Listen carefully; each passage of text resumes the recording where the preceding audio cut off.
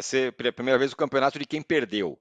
É aquele campeonato que o Boa. Botafogo perdeu. Ah, quem ganhou? Ganhou o Tironi. Palmeiras, ganhou o Flamengo. Fala, Renato. Fala, Casão.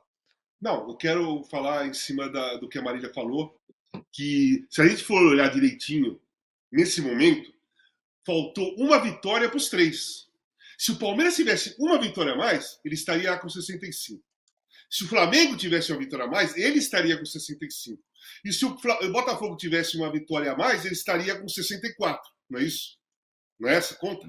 Isso. É isso não. É Então, isso. então para os três times, só faltou uma vitória. Só que o Botafogo, ele tinha 14 ou 13 pontos na frente e ele teve diversas chances de ter essa única vitória que ele precisava. Os outros foram correndo atrás, foram ganhando, perdendo, empatando, ganhando, perdendo, empatando, fizeram as contas agora e falaram, opa, nós estamos em primeiro. Flamengo e Palmeiras fizeram as contas, oh, caramba, nós estamos em primeiro. O Botafogo não. O Botafogo perdeu para o Cuiabá no Newton Santos, por 1-0, não foi? O do Davidson, se não me engano. Perdeu para o Cuiabá. Se tivesse ganho do Cuiabá, estaria com 65 pontos.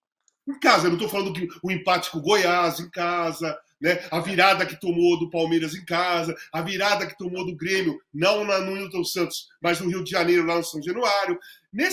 Todas essas, o Botafogo ele teve mais ou menos, cara, 10 a 12 jogos para ganhar um. Para ganhar um. A Marília falou que o Botafogo fez 4 pontos nos últimos 8 jogos, não é? Se ele tivesse feito 7, ele ia ser campeão. Agora, vou mais além, vou mais além, Casão. Bastava ter ganhado o jogo de ontem, gente. Bastava ter ganhado o jogo de hoje. Seria líder. Seria o líder com uma tabela excelente então, pela jogo. frente. É um jogo. É uma partida. Ou se você quiser contar a história de outra forma, se nas duas tragédias, contra o Palmeiras e contra o Grêmio, que já era uma tragédia você estar ganhando 3-0 e tomar um empate. Mas se ele empatasse contra o Palmeiras e contra o Grêmio, em vez de perder esses dois jogos, do jeito que perdeu, empatasse, ele teria 2 pontos a mais. Ele já teria tirado o Palmeiras da jogada, o Palmeiras teria 2 pontos a menos e seria líder. Seria líder do campeonato. E talvez a história seria outra agora. Eu acho. Eu estou muito com o Renato. Vai ser o campeonato do 2023. Quem ganhou? Não sei, mas quem perdeu foi o Botafogo. E outra coisa, acho que o Botafogo perde o título naquele pênalti desperdiçado pelo Tiquinho. Claro. Porque ele fez um primeiro tempo espetacular. Poderia ter sido 5-0 sem o menor problema, a tamanha superioridade do Botafogo sobre o Palmeiras. O Palmeiras vem melhor no segundo tempo, o Endrick diminui e aí tem o pênalti, gente. Se o Tiquinho faz aquele pênalti, 4-1, não tinha Palmeiras para buscar. Até pelo desânimo que ia bater nos jogadores do Palmeiras. Agora, ter perdido aquele pênalti e ter tomado a virada, eu acho que ali a cabeça do botafoguense acabou. Ali, daí para frente a consequência. Foram, sei lá, 4 minutos que o Botafogo perdeu o título. 4 minutos, porque teve a expulsão do Adrielson. O Botafogo atacou, teve o pênalti. O Tiquinho bateu e perdeu, teve o ataque do Palmeiras e ele fez o segundo gol. Foram 3 jogadas ligadas uma na outra. Expulsão, pênalti, volta, 3-2. Foi essa jogada mesmo.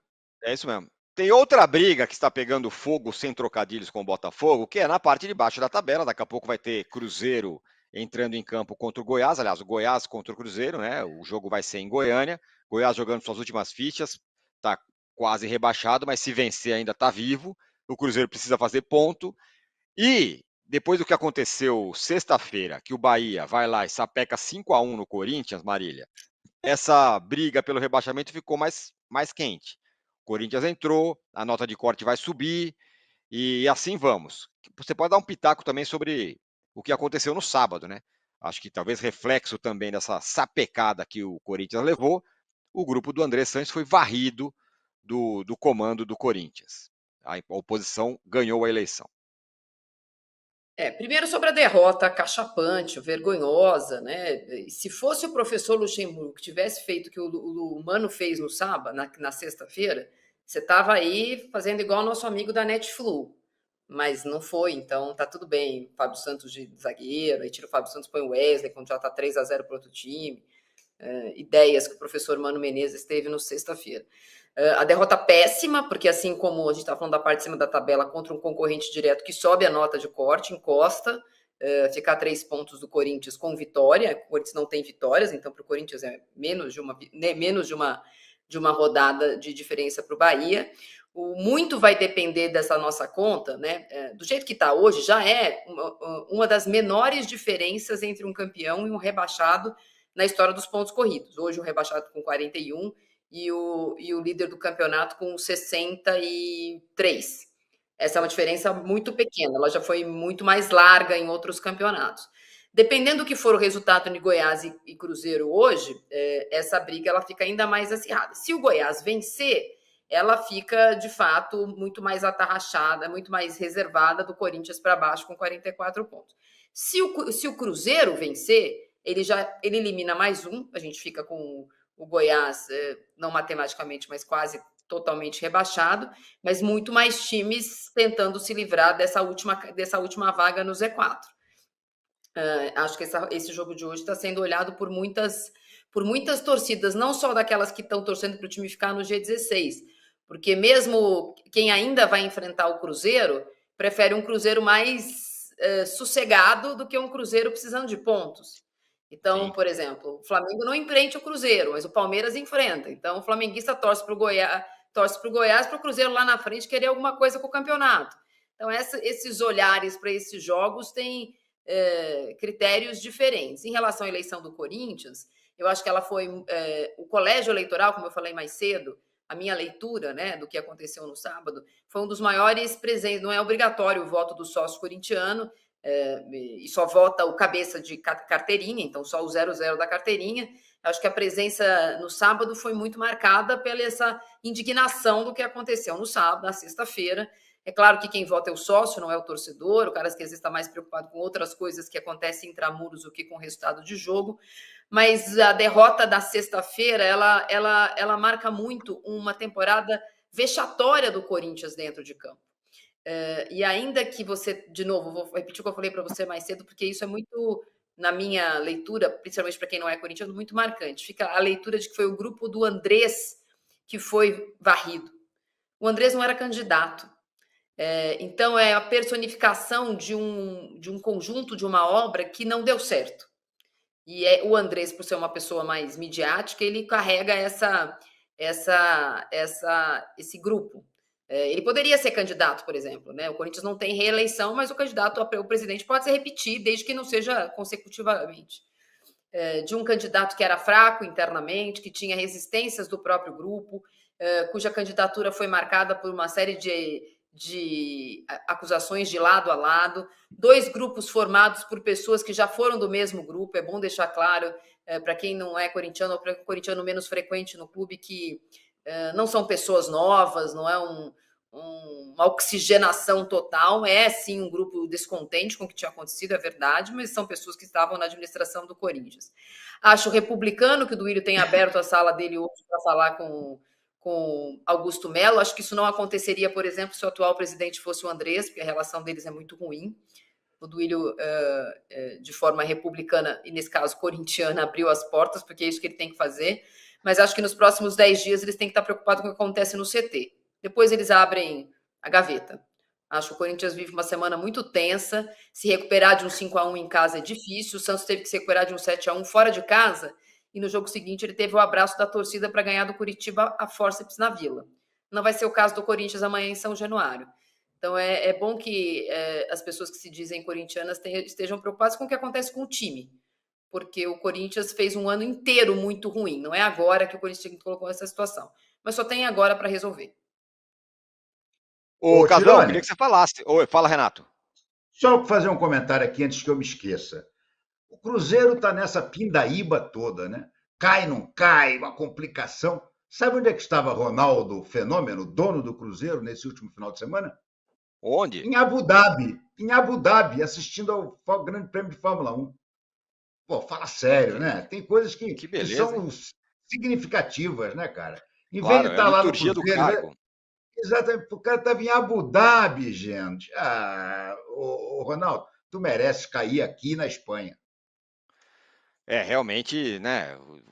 Porque personificado como o cara, né? A SAF e tal, o cara não tá nessa hora junto do time, aí depois reclama que a torcida e essa não foi a primeira vez, tá? Essa não foi a primeira vez aí no Cruzeiro. Já teve um ou 2 anos atrás também. Ou era jogo para fugir do rebaixamento, ou era jogo para subir. Ele também estava fora, não estava aqui, recebeu uma crítica enorme da torcida do Cruzeiro naquela época. Mas fala. Bom, ó, Tirone. nos deem likes aqui, hein? Estamos aqui com uma audiência muito boa. Então inscrevam-se no canal e deem likes aqui pra gente. Vamos chegar em 1000 likes hoje. Queria que você falasse, Casão, da eleição. Você fala. Você viu? Você faz assim e aparece uma manchinha. Ué. Olha lá. Também. Ó. Aqui, ó. Ó nós. Não, mas eu descobri agora. Não apareceu. Casão, quero que você fale aí da... Agora sim. Olá. Quero que você fale da eleição, que você antes do programa falar, estava falando assim, entre o certo ruim e o duvidoso, melhor o duvidoso, você disse, né? Não. Entre um passado recente, claro e nítido, que foi desastroso, e um futuro incerto, eu acho que o futuro incerto foi a melhor escolha, né? Ou escolheria o passado recente desastroso e que, na minha visão, não iria modificar nada, o Corinthians ia continuar descendo a ladeira totalmente. O Augusto Melo, eu não conheço pessoalmente, eu nunca conversei com o Augusto, tá? Eu não sei história do Augusto, eu fiquei sabendo de algumas coisas não legais durante a semana, de áudio machista, tal, que foi muito pesado mesmo. Eu até escrevi isso depois, eu acho que ele deveria ter um pedido de desculpa a todas as mulheres, publicamente, né? Porque agora ele vai ter que reverter isso. Ele vai ter que reverter essa situação. Apagar não dá, mas daqui para frente ele pode melhorar o comportamento, ou entender a realidade da vida de uma forma diferente, né? Então eu acho que foi legal. A primeiro passo, assim, se eu votasse, eu votaria no Augusto, sem dúvida alguma, né? Sem dúvida alguma. Agora, tem um problema sério aí nessa história. O Corinthians tomou de 5-1 do Bahia em casa. Se tem um resultado que poderia tirar totalmente a moral dos jogadores, totalmente mexer com o psicológico, totalmente acabar com a autoestima de um time faltando 3 rodadas, é esse resultado. Porque ele não tomou de 5-1 do Palmeiras, do Flamengo, do Atlético Mineiro ou do Botafogo, que estão lá em cima. Ele tomou do Bahia, que está junto com ele lutando pelo rebaixamento. Né? Inclusive, o Bahia continua atrás do Corinthians, mesmo metendo 5-1 no Corinthians.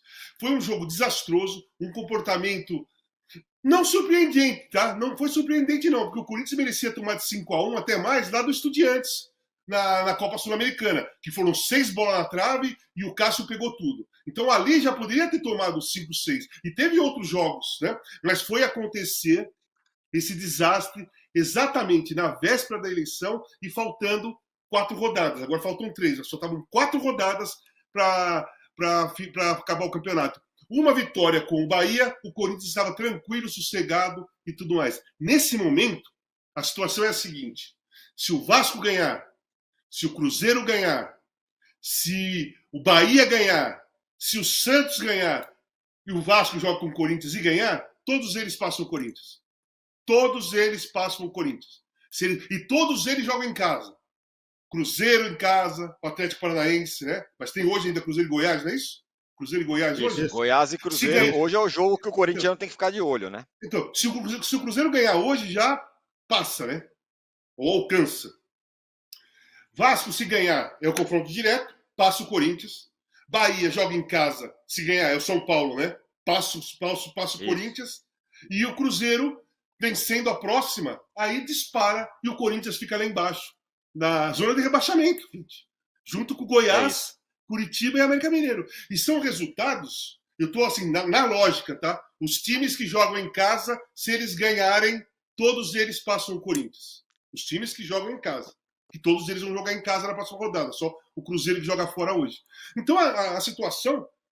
Qual é o time, tá? Qual é o time do Corinthians para baixo que está em pior situação psicológica, autoestima, mental, falta de confiança, falta de moral, com vergonha de todos eles?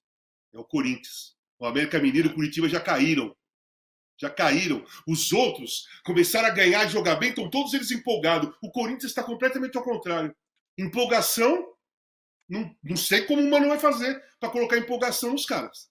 Então, a eleição que terminou com o Augusto, para mim, como eu falei, é um futuro muito incerto, mas dá para se escrever uma história, né? Se começa a escrever uma nova história. Se ganha o Duílio, ia se continuar a mesma história, que não era nada boa, é um livro ruim, uma história ruim, tá? De um autor péssimo, tá? Que não viraria filme nenhum, tá? Que não viraria minissérie nenhuma, seria um livro para se jogar fora, apesar que não se joga fora nenhum livro, todo livro acrescenta alguma coisa, mas o livro da história do Corinthians, com o Duílio de presidente, seria pior de todos os livros que poderiam se escrever sobre futebol.